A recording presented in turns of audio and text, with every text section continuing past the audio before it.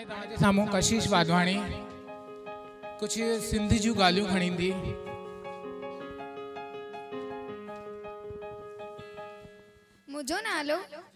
मुझो नालो कशिश वाधवानी आहे।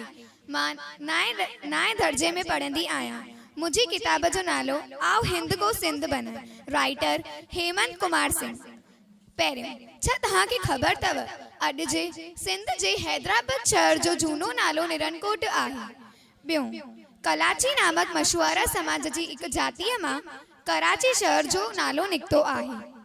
सखर जे पासे 3 धुरपिया हुआ, साधू बेला, बखर ऐं ज़िंद पीर। साधू बेला हिंदुनि जो हिकु वॾो तीर्थ स्थल आहे। विश्व जो सभिनि खां वॾो किलो सिंध जे रानीकोट में आहे।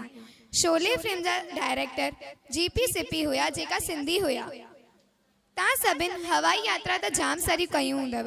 छा तव्हांखे ख़बर अथव भारत जी पहिरीं हवाई यात्रा 1931 मां बम्बई खां कराची जे विच में थी हुई।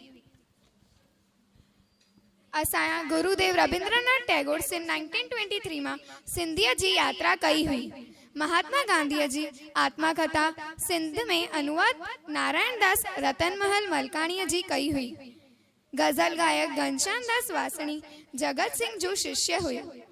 विशाल दादलाणी हिंदी फिल्म जा मशहूर संगीतकार हुया। Thank you.